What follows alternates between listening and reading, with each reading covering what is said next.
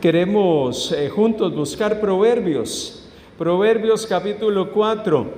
Hemos estado hablando estas semanas del camino de la sabiduría y hemos estado escuchando al predicador en Eclesiastés hablar de el querer de su corazón de poder encontrarle sentido y significado a la vida. Y encontramos al predicador de Eclesiastés proclamándonos y diciéndonos que en tantos lugares y de tantas formas él estuvo buscando sentido y significado para su vida. Y lo más impactante de todo es que el predicador al final del camino él llega y dice que en medio de su búsqueda se encontró con una realidad, que todo era vanidad e ilusión. Y ciertamente cuando escuchamos al predicador en Eclesiastés plantearnos este tema, él al final de su enseñanza, al final de su instrucción, llega y nos dice que el fin de todo su discurso, el fin de toda su enseñanza se fundamentaba en el hecho de que tenemos que aprender a temer a Dios y seguir su camino. Ese es el fin de su discurso. Y ciertamente el fin del discurso del predicador nos plantea un tema fundamental que hoy queremos considerar. Y hoy quiero, amados hermanos, hablarles del fundamento de la sabiduría, porque Salomón, el predicador en Eclesiastés, no niega la importancia de ser sabios. Él no reniega o cuestiona el hecho de buscar la sabiduría y el conocimiento, pero ciertamente él llega y reconoce que la búsqueda inclusive del conocimiento y de la sabiduría tiene su carga, tiene sus luchas, tiene sus afanes, tiene sus inquietudes. Y al final de cuentas, si esa búsqueda de sabiduría no toma en cuenta a Dios, no considera a Dios, al final de cuentas se convierte en un esfuerzo meramente humano, que lo que va a hacer es que llegamos al final del camino y nos sentimos vacíos. Porque si Dios no está presente en medio de nuestra búsqueda de la sabiduría, ciertamente usted podrá llegar y yo podré llegar a ser un hombre sabio y entendido y conocedor de muchos temas, pero si nosotros no hacemos lo eterno parte de nuestras vidas, si Dios no es parte de nuestra dinámica en la vida diaria, al final de cuentas toda búsqueda de conocimiento, toda búsqueda de sabiduría se va a convertir en un mero esfuerzo humano, si Dios no está presente. Entonces, es interesante que en medio de este tema, de tratar de encontrar un fundamento para el tema de la sabiduría, la Biblia habla de la sabiduría. Ciertamente muchos de los libros en la Escritura hablan de la sabiduría. Muchos de los libros en la Escritura, como el libro de Proverbios, el libro de Eclesiastés y algunos otros documentos del Antiguo Testamento, están cargados de ese tipo de literatura, que algunos llaman literatura sapiensal.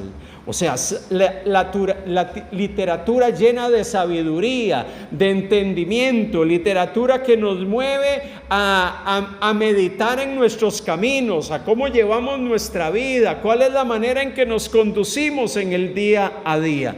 Interesante que cuando llegamos a Proverbios, empezamos a mirar que el que enseña en Proverbios a través de dichos y de refranes también nos habla de sabiduría, también nos habla del sabio. Y muchas veces nosotros pensamos que la sabiduría y el conocimiento y la adquisición de estas cosas es algo meramente natural o algo meramente humano. Pero la Biblia presenta una perspectiva de la sabiduría diferente a la sabiduría que entendían otras culturas de la antigüedad. La sabiduría que se presenta en la Biblia es aquella que está fundamentada en Dios. La sabiduría que presenta la Biblia es una sabiduría que no procede de hombre, procede de Él, que gira en torno no a nosotros y a nuestro conocimiento, sino que gira en torno a Dios.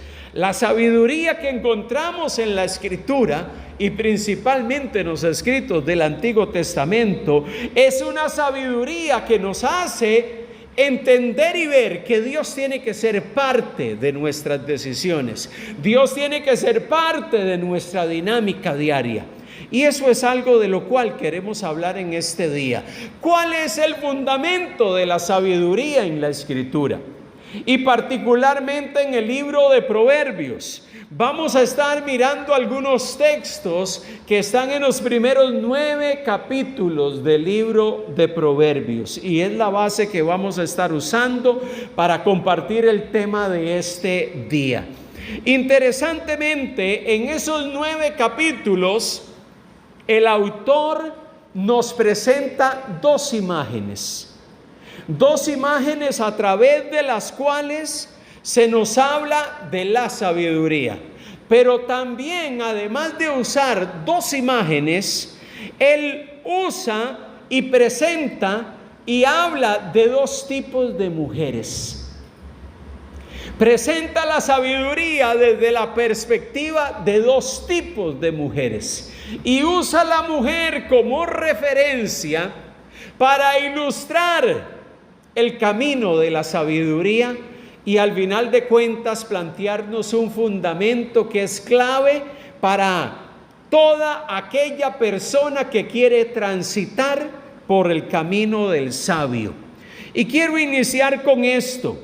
Iniciar con Proverbios capítulo 4, versículo del 7 al 9, y luego vamos a estar leyendo Proverbios capítulo 7, versículo 4. Proverbios 4, versículo del 7 al versículo 9. Mire lo que dice la palabra del Señor.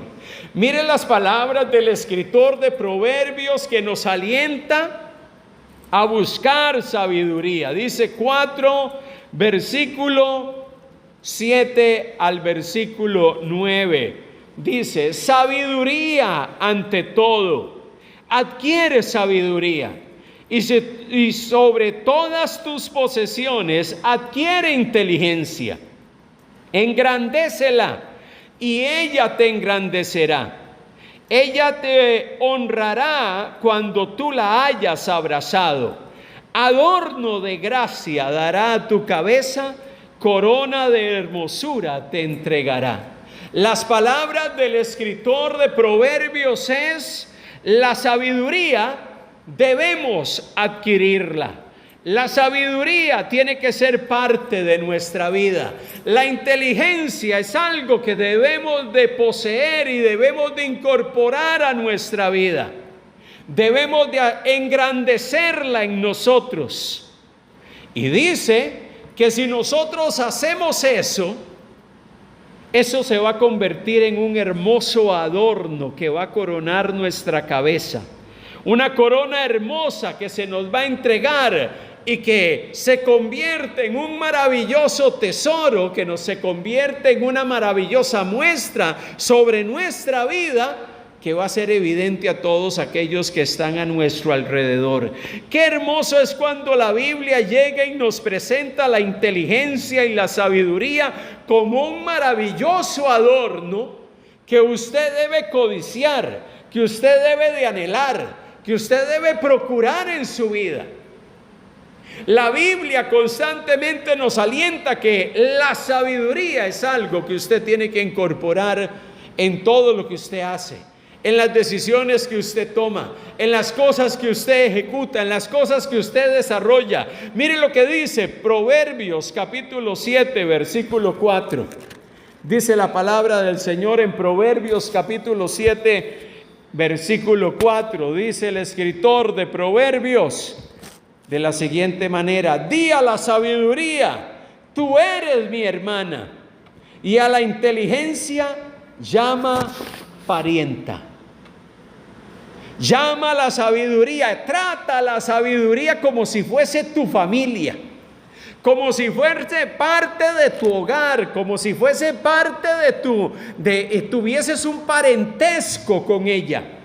La sabiduría tiene que convertirse en nuestra hermana, en nuestra madre, en nuestro padre, en alguien que es parte integral de nuestra vida. Por eso es que el escritor de Proverbios pone un énfasis maravilloso y especial, que la sabiduría tiene que ser parte de lo que hacemos, parte de lo que somos, y tenemos que hacerla casi como nuestra familia cercana. Tiene que ser parte integral de nuestro entorno familiar. Entonces, Proverbios, encontramos ese incentivo permanente a que la sabiduría tenemos que atesorarla. Se convierte y debe de convertirse en un maravilloso adorno que tiene que coronar nuestras vidas, que tiene que ser parte notoria en nuestro caminar y evidente ante los ojos de los demás. Pero esa sabiduría es presentada en los primeros capítulos del libro de Proverbios con dos imágenes y desde la perspectiva de dos mujeres. Y eso es lo que vamos a desarrollar en este día. Dice Proverbios capítulo 1, versículo 8 y versículo 9. Proverbios capítulo 1, versículo 8 y 9. La primera imagen que encontramos en Proverbios es la imagen de un padre y su hijo. La imagen de un padre con su hijo. La figura paternal guiando a un hijo. Y mire cómo se presenta esa imagen en Proverbios. Dice el verso 8 y el versículo 9: oye, hijo mío, la instrucción de tu padre, y no desprecies la dirección de tu madre, porque adorno, mire, nuevamente habla de adorno, de un adorno, de una corona, adorno de gracia serán a tu cabeza y collares a tu cuello. Qué hermoso es que la Biblia nos plasma que la sabiduría, la misma sabiduría nos convoca y nos dice que nosotros tenemos que aprender a escucharla, tenemos que aprender a hacerla parte de nosotros. Así como un padre amonesta a su hijo, así también la sabiduría viene y nos amonesta a nosotros. Así como un padre cuida, vela, porque su hijo se comporte, se camine por la vida adecuadamente, así la sabiduría es presentada como ese padre, como esa madre que está allí para guiar nuestro camino y orientarnos. La sabiduría, al final de cuentas, se convierte en ese padre y en esa madre que está ahí para instruirnos y para decirnos cuál es el camino correcto, cuál es la senda adecuada, por dónde debemos de transitar. Esa primera imagen entonces toma del entorno de la familia cómo se mueve la dinámica de un padre y de una madre dando instrucción, dando guianza a sus hijos. Igual la sabiduría se convierte en ese padre y en esa madre que quiere guiarnos en nuestras decisiones y en todo lo que hacemos. Mire lo que dice también Proverbios capítulo 6 versículo 20. Proverbios capítulo 6 versículo 20 dice la escritura: guarda, hijo mío, el mandamiento de tu padre y no dejes la enseñanza de tu madre. Y cuando usted empieza a mirar a lo largo del libro de Eclesiastés, usted va a encontrar que esa dinámica de padre e hijo, de madre e hijo, es la dinámica maravillosa que presenta Proverbios para hablar de la sabiduría. La sabiduría es como un padre y una madre que está a nuestro lado y en una escena cálida, hermosa y familiar, anima a su hijo a que aprendamos, a que obedezcamos, a que caminemos conforme a lo que se nos instruye y lo que se nos enseña. Como padre, ¿cómo deseamos y cómo anhelamos poder guiar, poder dirigir, poder instruir, poder orientar a nuestros hijos. Y obviamente los padres cumplen una faceta de ese tipo. Están allí en el proceso de la vida para guiar a los suyos, para darles dirección en medio del camino. Y ciertamente los padres hablan con sus hijos y los guían por razón de la experiencia que han adquirido en la vida. Igual Proverbios llega y nos dice que la sabiduría, al igual que un padre experimentado y al igual que una madre experimentada, están allí a nuestro lado aconsejándonos para guiar nuestro camino y que nosotros podamos ir por la senda correcta. Qué impactante entonces es cuando usted en los primeros 9 capítulos de Eclesiastés encuentra y ve a la sabiduría manifestada a través de esa hermosa imagen de un padre y su hijo, de una madre y su hijo, que instruye y que guía. Y es que ese es el papel de la sabiduría.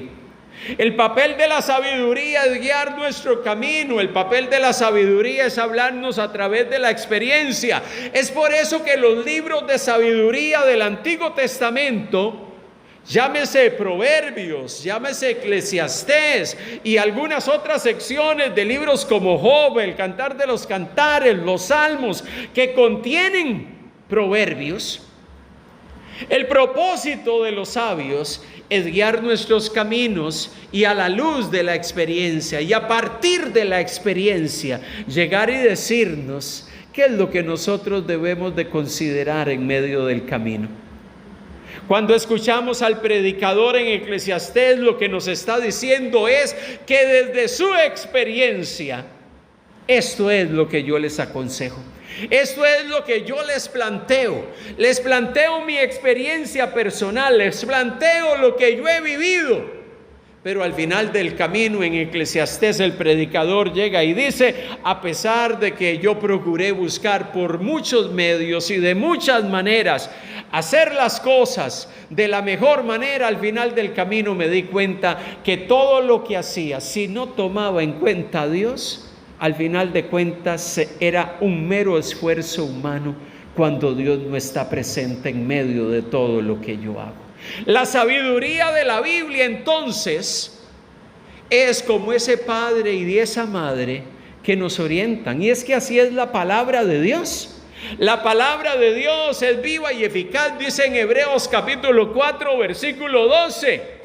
La sabiduría de la Biblia es esa sabiduría que nos orienta, y por eso la palabra de Dios se convierte para usted y para mí en una guía que nos dirige en medio del camino, en una guía que nos orienta y nos dice por dónde debemos de transitar y cómo debemos de transitar por la vida.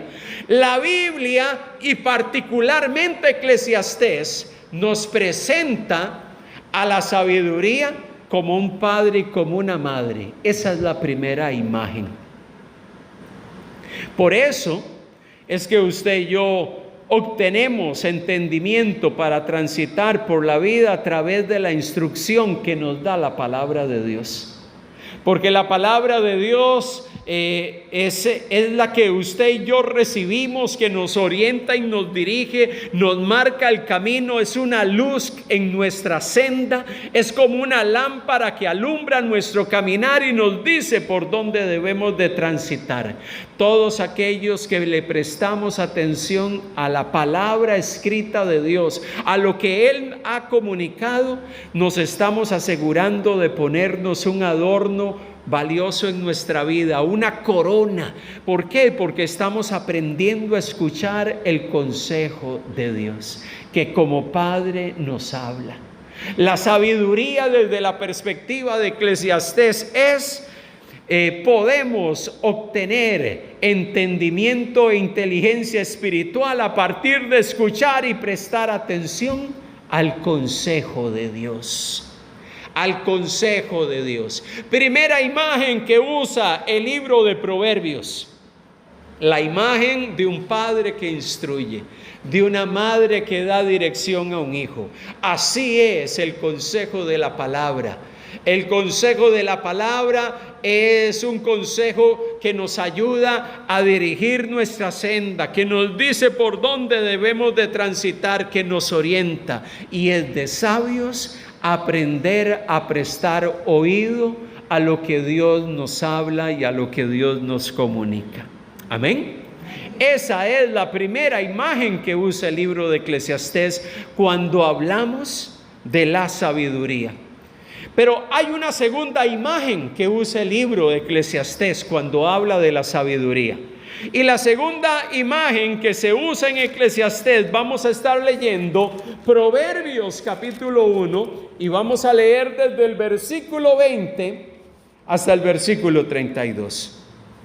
La segunda imagen que se usa en Proverbios para hablar de la sabiduría, la sabiduría utiliza una figura retórica, una figura literaria, y es esa figura que se llama la personificación. La personificación es cuando usted a cosas inanimadas, usted le da forma humana. Cuando usted le da forma humana.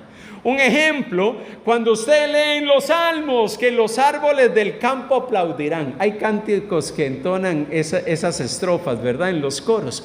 Eso es personificación. A algo inanimado, a algo no humano, usted le pone características humanas. Los árboles del campo aplaudirán.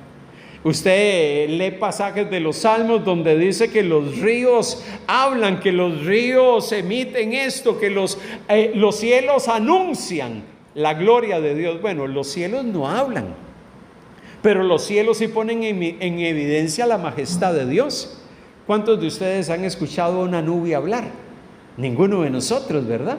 Eso es, personificamos, esa es una figura literaria. La sabiduría en el libro de Eclesiastés usa la personificación. La personificación es presentada en Eclesiastés como una persona que nos está hablando, que nos está dando consejo, que nos está dando dirección. Es por eso que desde el verso 20 del capítulo 1, mire lo que dice la sabiduría. 1:20 de Eclesiastés dice: la sabiduría clama en las calles, alza su voz en las plazas, clama en los principales lugares de reunión, en las entradas de las puertas de la ciudad, dice sus razones. ¿Hasta cuándo? Esto es lo que dice la sabiduría en las calles. ¿Hasta cuándo, oh simples, amaréis la simpleza? Y los burladores desearán el burlar, y los insensatos aborrecerán la ciencia. Volveos a mi reprensión. Eso es lo que anuncia la sabiduría en las calles. Volveos a mi reprensión. He aquí yo derramaré mi espíritu sobre vosotros y os haré saber mis palabras. Por cuanto llamé y no quisisteis oír, extendí mi mano y no hubo quien atendiese, sino que desechasteis todo mi consejo y mi reprensión no quisisteis. También yo me reiré en vuestra calamidad y me burlaré cuando os viniere lo que teméis. Cuando viniere como una destrucción lo que teméis y vuestra calamidad llegare como un torbellino, cuando sobre vosotros viniere tribulación y angustia. Entonces me llamarán y no responderé, me buscarán de mañana y no me hallarán, por cuanto aborrecieron la sabiduría y no escondieron y no escogieron el temor a Jehová, ni quisieron mi consejo y menospreciaron toda reprensión mía. Comerán del fruto de su camino y serán hastiados de sus propios consejos, porque el desvarío de los ignorantes los matará y la prosperidad de los necios los echará a perder. Mas el que me oyere habitará confiadamente y vivirá tan tranquilo sin temor del mal. La sabiduría es presentada en el libro de Proverbios como alguien que está en las calles, que está en las plazas, que está en las azoteas, anunciando y proclamando las verdades de Dios. La sabiduría es presentada como aquel que nos anima a escuchar la reprensión, que nos anima y nos motiva a que aprendamos a escuchar el consejo divino. Es por eso que aquí en el libro de Proverbios el escritor le da a la sabiduría la presentación de una persona que ofrece su guía y nos ofrece su ayuda. Llega la sabiduría en esta sección que leímos, llega y nos dice que la tragedia más grande del hombre es cuando Dios habla y llega y nos dice qué debemos de hacer, pero nosotros no le prestamos atención. Preferimos escuchar otras voces o tomar otros caminos ajenos a los que Dios quiere. Esa es la actitud más inadecuada que dice el escritor de Proverbios que puede tomar el hombre. No prestarle atención a la sabiduría que nos quiere reprender, que nos quiere llamar la atención. Y es que ciertamente la sabiduría todos los días nos exhorta para que dejemos de ser gente simple. La sabiduría de la palabra siempre nos está exhortando a dejar de ser gente simple. ¿Quiénes son la gente simple? Según lo que leemos aquí en Proverbios. Bueno, la gente simple son aquellas personas que no están entrenados en el camino de la sabiduría. Aquellos que no están entrenados en el camino del entendimiento y del conocimiento, que prefieren mantenerse en la ignorancia antes que volverse a la corrección, que prefieren mantenerse en sus caminos, aunque saben que no son correctos, pero prefieren mantenerse allí. El sabio es aquel que responde ante la sabiduría y dice: yo aprendo a escuchar el consejo de Dios. Mire, cuando yo escucho eso, me pregunto, ¿cuántas veces yo he actuado con simpleza? ¿Cuántas veces no he actuado con simpleza porque me he dejado llevar por mi propia opinión? Porque he dejado de lado el consejo de Dios. Porque he dejado de lado la reprensión y de la corrección de Dios, que Dios me ha estado dando a través de alguien o a través de su palabra. Y he preferido seguir el camino que yo he preferido seguir. He seguido con mi terquedad de seguir caminando obstinadamente por la senda que a mí me parece correcta. Y mire, al final de cuentas, la obstinación del corazón del hombre y el problema del corazón del hombre no es un problema intelectual o de falta de educación. El problema del corazón del hombre es que nosotros nos dejamos llevar por nuestra naturaleza, por esa naturaleza afectada por el pecado, por esa naturaleza, amados hermanos, que nos lleva en muchos momentos a querer simplemente dejarme llevar por lo que yo creo que es correcto, por lo que a mí me gusta, por lo que a mí me parece. Y la Biblia llega y dice que la sabiduría clama y dice: ¿hasta cuándo, oh simples, amaréis la simpleza? ¿Hasta cuándo, simples, dejaremos de escuchar la reprensión y el consejo de Dios y obstinadamente decidir seguir nuestro propio camino? Y es que así somos los seres humanos. Los seres humanos muchas veces transitamos por ciertos caminos, al final del mismo nos llevamos nuestros golpes, terminamos mal, vivimos nuestras malas experiencias, pero los simples son aquellos que, a pesar de que nos ha ido mal, porque no hemos seguido el consejo de Dios, volvemos, después de que nos ha ido mal en la vida, volvemos a tomar la misma senda, volvemos a transitar por la misma vía y volvemos a terminar igual. Eso es ser simple. No aprender a escuchar el consejo de Dios. ¿Cuántas veces no hemos sido reprendidos por el Señor? ¿Cuántas veces Dios no nos ha llamado la atención? ¿Cuántas veces Dios no nos ha exhortado y internamente sabemos: estoy mal, necesito volverme delante de Dios, y venimos delante de Él arrepentidos? Señor, perdóname, lo he hecho mal, he errado el camino, me he equivocado, hay cosas que no estoy haciendo bien. Dejamos de hacer esas cosas y después de un tiempo volvemos a transitar las mismas sendas. El simple es así.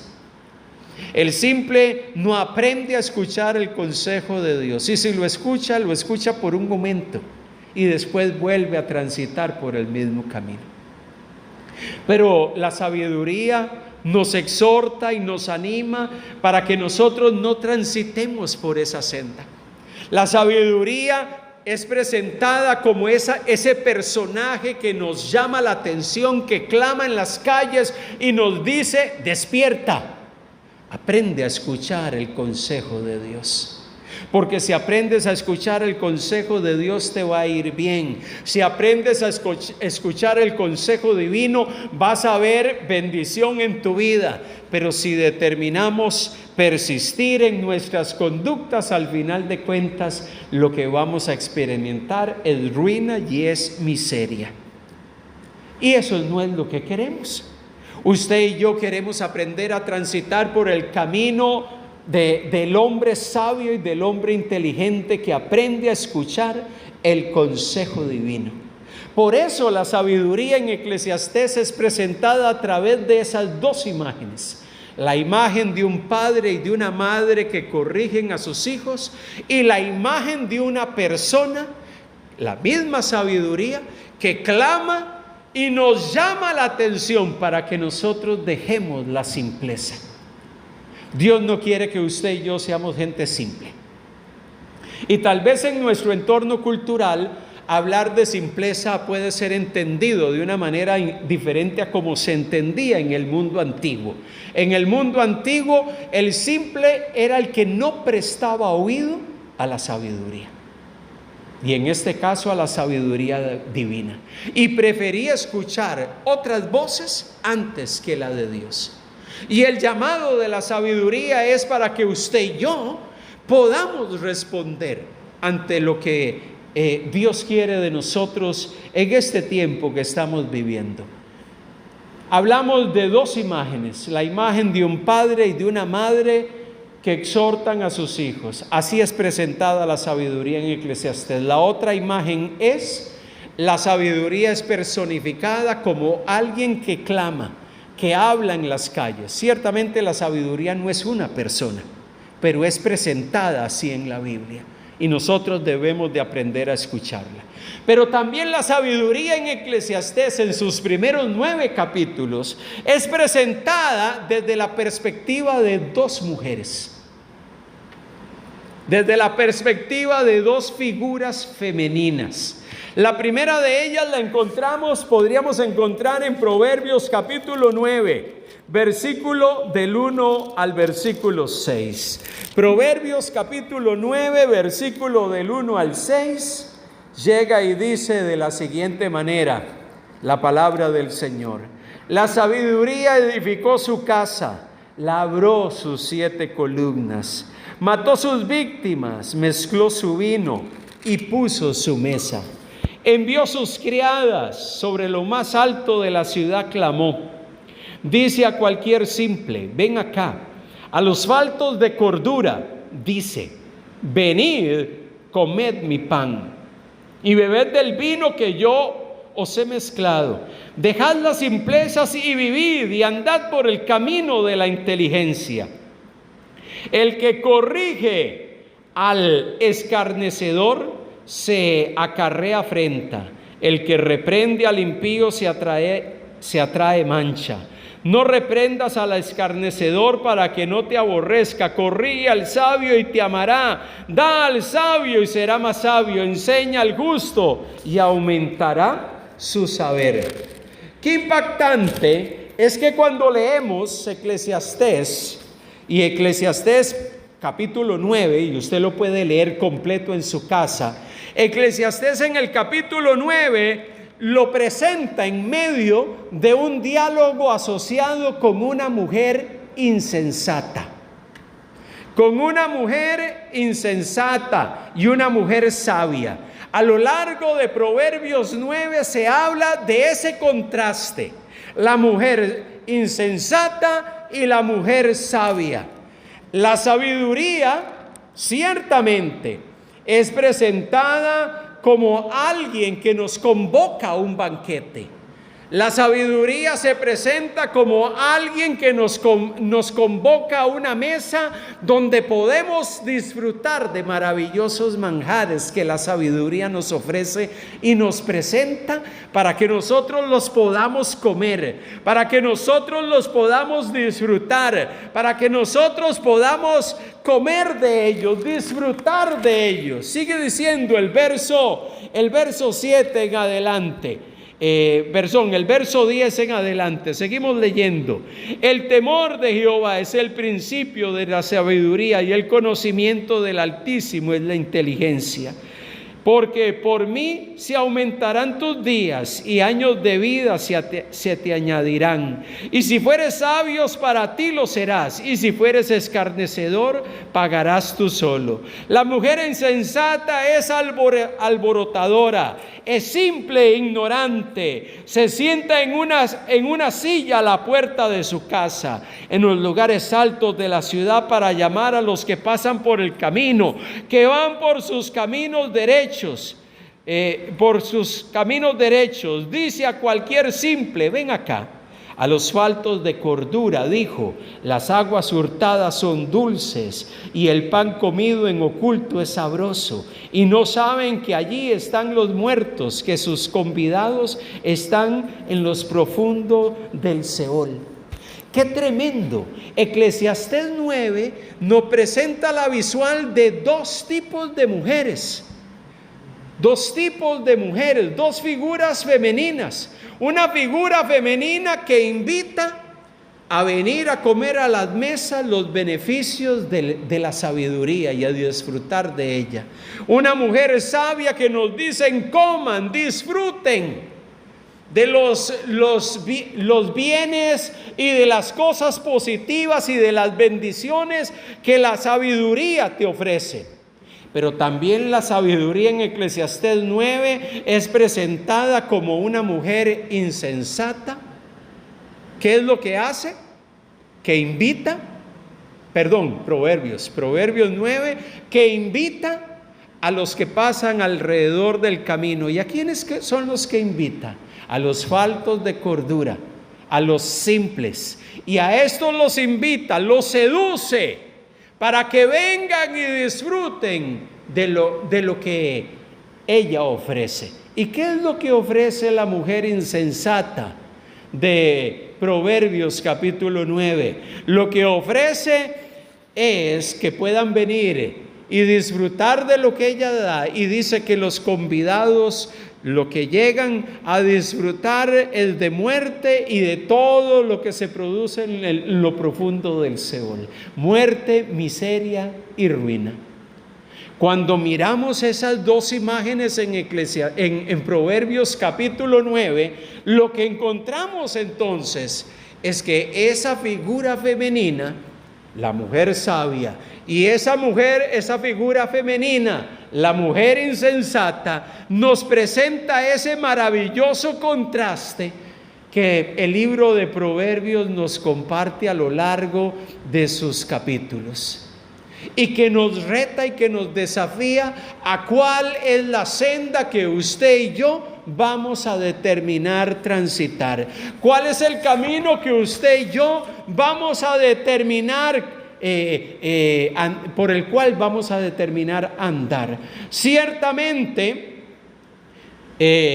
Proverbios 9 llega y nos dice que la mujer insensata está asociada con la mujer extraña, con la mujer engañadora, con la mujer que seduce, aquel que pasa a su lado y por su casa y que quiere atraerlo y quiere seducirlo con sus encantos. Así es la insensatez.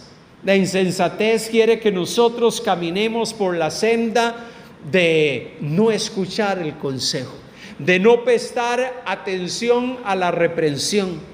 La mujer insensata nos seduce y quiere que usted y yo prestemos oídos a aquellas cosas que no tienen que ver con Dios, aquellas cosas que no están acorde con el consejo de Dios. La mujer sensata lo que nos convoca es para que nosotros podamos disfrutar los beneficios de la inteligencia espiritual, del aprender a escuchar el consejo divino, del aprender a caminar en la senda del justo, del aprender a vivir en el temor de Dios. Y qué impactante esto, porque esas dos mujeres que son contrastadas, y no solamente en Proverbios 9, sino a lo largo de este libro, son dos imágenes que nos transmiten cuál es la esencia de la sabiduría. ¿Cuál es el fundamento de la sabiduría en los libros del Antiguo Testamento? Y lo encontramos allí porque lo estuvimos leyendo. La esencia de la sabiduría se encuentra en un hecho que es trascendental y que encontramos en 9:10. El temor de Jehová es el principio de la sabiduría y el conocimiento del Altísimo es la inteligencia. Y cuando usted y yo recorremos el libro de Proverbios, nos encontramos que ese concepto de que el temor de Dios es el principio, es el fundamento, es la base de la sabiduría, del hombre sabio, de la mujer entendida, empezamos a darnos cuenta que la sabiduría tiene una base fundamental y es aprender a guiarnos y a caminar en el temor de Dios. En el temor de Dios. Pero surge la pregunta, ¿qué es caminar en el temor de Dios? Porque la Biblia tiene innumerables pasajes a lo largo del Antiguo Testamento que nos hablan de caminar en el temor de Dios. En los libros de sabiduría como Eclesiastés, Proverbios, Job, y en el mismo libro inclusive en los Salmos, encontramos cantidad de ocasiones que se habla del fundamento y que el principio de la sabiduría es el temor de Dios. Pero pasajes como Deuteronomio capítulo 10, que quiero leer para ustedes, es un texto que nos da algunas referencias interesantes sobre lo que usted y yo debemos de entender que es el temor de Dios, y que nos van a permitir poner una base firme a nuestra vida, que nos va a permitir entender que si vivimos conforme al temor de Dios, vamos a transitar el camino del sabio. Dice Deuteronomio capítulo 10, versículo 12, y vamos a estar leyendo el versículo 20 también. Dice el Señor al pueblo de Israel, 10:12 y versículo 20. Ahora pues, Israel, ¿qué pide Jehová de ti? Sino que temas a Jehová tu Dios y que andes en todos sus caminos y que lo ames y sirvas a Jehová tu Dios con todo tu corazón y con toda tu alma. Versículo 20, a Jehová tu Dios temerás, a Él solo servirás, a Él seguirás y por su nombre jurarás. Cuando vemos estas palabras y estas expresiones, inmediatamente se empiezan a iluminar algunos conceptos que nos hacen ver qué es vivir y qué es el temor del Señor. Temer a Dios no es caminar con miedo a Dios. No es transitar por la vida diciendo, ay no, mejor no me acerco al Señor porque me da miedo que me regañe, o me da miedo de que me exhorte, o tengo miedo de acercarme delante de Dios porque no quiero que Él me corrija. Bueno, la Biblia dice que el Señor al que ama corrige y disciplina. Y eso es algo que tiene que estar claro en nuestros corazones. Si como hijos de Dios, si usted es alguien que conoce del Señor, usted no debe de tener temor de la corrección y de la disciplina del Señor. Porque la Biblia misma dice en el libro de Hebreos que al que Él ama, Él disciplina y Él corrige. Entonces, ¿qué es vivir en el temor de Dios? Vivir en el temor de Dios es aprender a tener un respeto y una actitud reverente ante el Señor. ¿Y qué es respetar a Dios y tener una actitud de reverencia delante de Dios, delante del Señor? Es reconocer al Señor en todos nuestros caminos. La reverencia y el temor de Dios no es algo que debe de caracterizar nuestras vidas solamente cuando venimos a la iglesia o nos reunimos como congregación.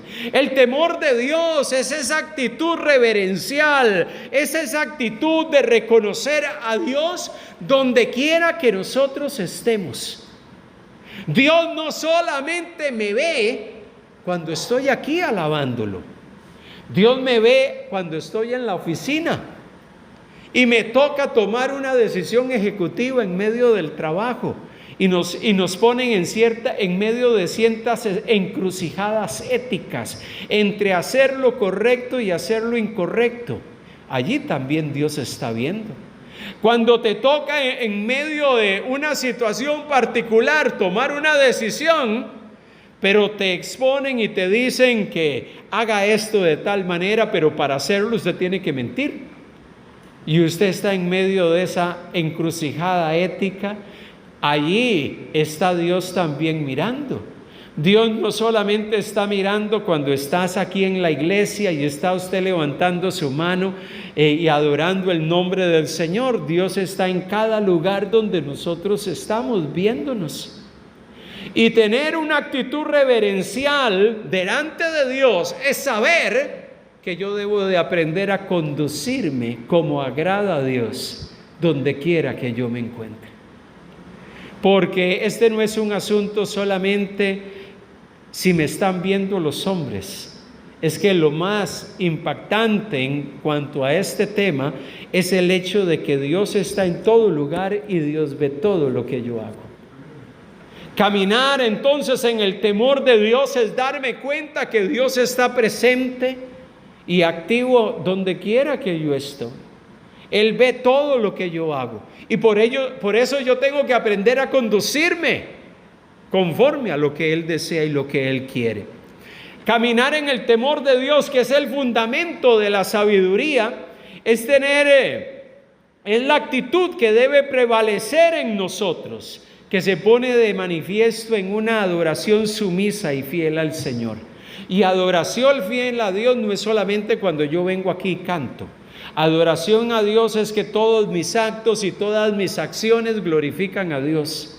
Es que todas mis decisiones, es que todos mis comportamientos, que todo lo que yo hago glorifica a Dios. Honra el nombre del Señor. Y por eso es que muchas veces, ciertamente usted y yo, constantemente somos confrontados por la palabra de Dios. Y gracias a Dios por eso. Gracias a Dios por eso, porque cada vez que vamos a la palabra, ¿cuántas veces la palabra no nos ha exhortado? ¿Cuántas veces leemos la palabra e inmediatamente se enciende una luz interna en nosotros que dice: no has estado actuando conforme a lo que allí se dice, no has estado viviendo de esa manera? Y es el Espíritu de Dios que nos está exhortando, que nos está llamando la atención, y una actitud de reconocimiento y de adoración a Dios, una actitud de vivir en el temor de Dios, es poder responder ante la corrección de Dios cuando nos habla y decir: Dios, ciertamente he estado actuando mal. Ciertamente hay cosas que no están bien en mí. Ciertamente hay cosas que en mi vida que tienen que ser corregidas. Y Dios, a través de su consejo, me está llamando la atención. A través de su Espíritu me está exhortando. Tener una actitud de adoración sumisa y fiel a Dios es que en nuestra vida permanentemente sabemos lo que yo hago, lo que yo digo, y mi conducta tiene que manifestar el carácter de Dios. Eso es vivir en el temor de Dios. Eso es vivir en el temor del Señor. El vivir en el temor de Dios es la respuesta humana a la gracia divina. ¿Y a qué me refiero la respuesta humana a la gracia divina? Es que usted y yo hemos decidido amar a Dios con todo nuestro corazón, ¿verdad que sí? Usted y yo hemos decidido amar a Dios con todo nuestro corazón, con toda nuestra alma y con toda nuestra mente. Con todo nuestro ser hemos decidido amar al Señor. Entonces, vivir en el temor de Dios es ser consciente de que he tomado la determinación de vivir para Él y de seguirle. He tomado la determinación de transitar en su senda. Y eso me lleva a examinar y a estar permanentemente revisando y evaluando mi camino. El sabio, entonces, es aquel que aprende a estar permanentemente haciéndose un escrutinio. El sabio es aquel que aprende continuamente a ponerse en una máquina de rayos X para examinar su condición espiritual delante de Dios. Y con sinceridad venir delante del Señor y llegar y decir: ciertamente, Dios, hay cosas que están bien, pero hay otras cosas que necesitan ser cambiadas. Vivir en el temor de Dios es dedicar nuestras energías a responder positivamente a Dios. ¿Y qué es responder positivamente a Dios? Es llegar y decir: Señor, aquí está mi vida, ¿qué quieres que yo haga? ¿Qué quieres que yo haga? ¿Cómo quieres que yo te sirva? ¿Cómo quieres que yo use mis dones y mis capacidades? ¿Cómo quieres que yo utilice esas capacidades que tú me has dado para servirte? Mire, en estos días tuve la experiencia de hablar con un conocido de toda la vida. Crecimos juntos, ya sus hijos son adultos, y hablando con él y compartiendo un tiempo con él que fue muy edificante por medio de Zoom, saludarnos y poder escuchar a su hijo que estaba ahí en la casa y ya siendo médico y teniendo su experiencia de vida y su trayectoria. En medio de todo eso, empiezo a interactuar con su hijo en medio de la conversación y empiezo a preguntarle ¿en qué estaba? Bueno, estoy aquí de vacaciones, pero viajo. Estoy por viajar, estoy tomando un mes de vacaciones, pero en medio de la decisión que estoy tomando, determiné con mi esposa, dejar a mis hijos por acá con la familia. Su esposa también es doctora, y decidieron invertir, ellos son miembros de una congregación, invertir 15 días de su vida a un viaje para ir a atender en una clínica médica en África, con una fundación que trabaja allá, ciertos esfuerzos que están haciendo organizaciones en ciertos sectores y que se requieren médicos para ir a atender en comunidades necesitadas. Me llamó la atención. Compartiendo con él, llegaba y decía: es que siento que mi profesión yo quiero llevarla un poco más allá del consultorio. Y ciertamente yo comparto mi fe y en algunos momentos tengo la oportunidad de poder orar por algunos pacientes que me permiten hacerlo. Y puedo orar por ellos y compartirles un mensaje de la palabra y darles una palabra de aliento en medio de sus crisis de salud. Pero llega y me dice: yo logro entender que Dios quiere que yo pueda también usar mis capacidades, mis habilidades y mis destrezas que he adquirido, para yo poder usarlas para glorificar su nombre también. Y qué impactante escuchar a este muchacho hablar de 15 días donde él quiere invertir su tiempo para poder servir a otros. Y él no va pago, él está pagando sus tiquetes aéreos, él está invirtiendo de su tiempo, pero ha dicho: quiero aprovechar mi tiempo porque sé que hay gente que no solamente necesita de una atención clínica particular, también necesitan escuchar del amor del Señor.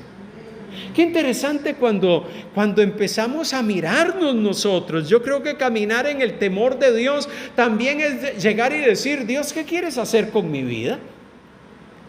¿Qué quieres hacer con mis dones, mis capacidades, mis habilidades, mis destrezas? ¿Cómo las puedo usar para ti, para glorificar tu nombre? Eso también es caminar en el temor de Dios y darnos cuenta que la vida cristiana y vivir en Cristo no es solamente vivirlo aquí cuando nos reunimos. Vivir nuestra vida en Cristo es vivirla allá afuera, en la oficina, en el trabajo, en la universidad, en los lugares donde nos desenvolvemos. Poder transmitir las verdades del Evangelio en medio del lugar donde estamos. Eso es vivir en el temor de Dios. Mire, el temor de Dios es un término de pacto. Y es un término fundamentalmente relacional. Cuando hablamos de caminar en el temor de Dios, es caminar considerando: yo camino y vivo mi vida para Él. Alguien que vive en el temor de Dios no está desconectado de su relación con Dios, no está desconectado de su pacto con Dios, sino que vive en una relación íntima, cercana, que procura unirse con Él, caminar con Él, y que dice ciertamente: yo camino en el temor de Dios porque yo tengo un pacto con el Señor. Él es mi Dios y yo soy su hijo. Y día a día yo estoy tomado de su mano. Necesito su gracia. Necesito caminar a su lado. Quiero ser una expresión de adoración. Mis actos, mis acciones y mi comportamiento va a ser una expresión de adoración a Dios permanente y continua.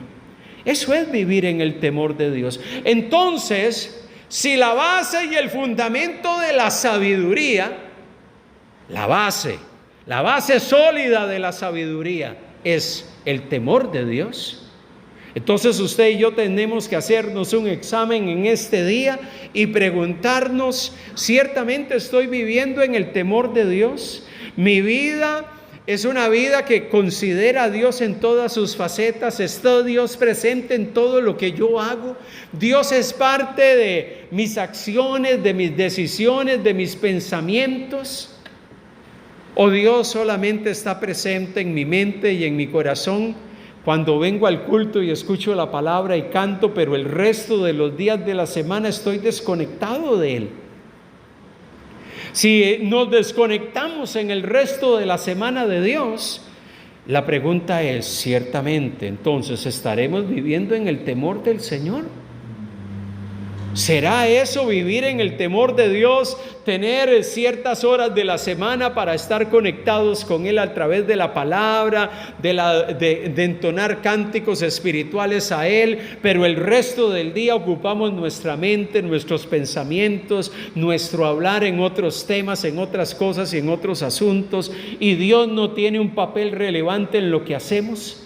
Si eso es así, tenemos que preguntarnos de una manera profundamente sincera si Dios y si estamos viviendo realmente en el temor de Dios. Y si no, el temor de Dios no está siendo nuestro fundamento, nuestra base, no estamos transitando por la senda del sabio. Estamos transitando por otro tipo de sendas. Puede ser por la propia, por la senda propia, por la senda nuestra, la senda que yo he determinado en la vida transitar. Por eso es que Dios quiere exhortar nuestro corazón. Por eso Dios quiere que reaccionemos y nos dice: te hablo a ti. La sabiduría nos habla y nos dice. Dios nos habla y nos dice y nos exhorta a que reaccionemos. Aquellos que estamos viviendo conforme a nuestra propia simpleza, respondamos ante la corrección de Dios, abramos nuestro corazón y determinemos entregar nuestra vida a Él, determinemos someter nuestros pensamientos a Él y hagámoslo a Él parte integral de todo lo que hacemos y de todo lo que somos. Ese es el camino del sabio. Por eso hoy que estamos hablando del fundamento de la sabiduría, tenga presente que el temor de Dios es el fundamento y la base clave para todos aquellos que queremos transitar por esa senda, por la senda del sabio. ¿A quién vamos a escuchar? ¿A la mujer sabia que nos llama a entrar a su casa y a sentarnos a su mesa y comer de los manjares de la sabiduría? ¿O vamos a escuchar la voz de la mujer insensata que nos seduce para que sigamos transitando por el camino de la simpleza, por el camino de la terquedad, por el camino de la obstinación, por el camino de la sabiduría humana y del entendimiento humano que muchas veces nos hace simplemente hacer las cosas a nuestra manera? Pero la mujer sabia nos llama a disfrutar del banquete de la sabiduría, y si usted y yo estamos dispuestos a disfrutar de ese banquete, ciertamente usted va a gozar de los beneficios de la senda del sabio: prosperidad, bendición, crecimiento espiritual, una relación de pacto con Dios profunda que le va a permitir ver frutos espirituales. Usted va a poder producir fruto espiritual pleno en sus vidas. ¿Cuál es el camino? Por eso Jesús planteó este tema desde la perspectiva de dos caminos. El mensaje de Jesús en los evangelios era: ¿cuál es el camino que tú quieres transitar? Hay un camino ancho y espacioso por el cual van muchos, y hay otro camino estrecho por el cual transitan muy pocos. ¿Cuál es el que queremos transitar? Y ciertamente el camino estrecho muchas veces es un camino lleno de desafíos. ¿Por qué? Porque en ese camino somos exhortados, somos corregidos, porque Dios al que ama corrige y disciplina. Pero el camino ancho y espacioso, en él podemos vivir la vida a nuestra manera. Pero ese es el camino del simple, que determina vivir la vida a su manera. ¿Cuál camino es el que quieres transitar? ¿Cuál es el camino que has decidido transitar? El Señor hoy nos exhorta, el Señor hoy llama nuestra atención y nos anima para que podamos vivir conforme a lo que Él quiere de nosotros. Que el Señor nos dé entendimiento y sabiduría para poder vivir nuestras vidas para su gloria, y que podamos vivir en su temor.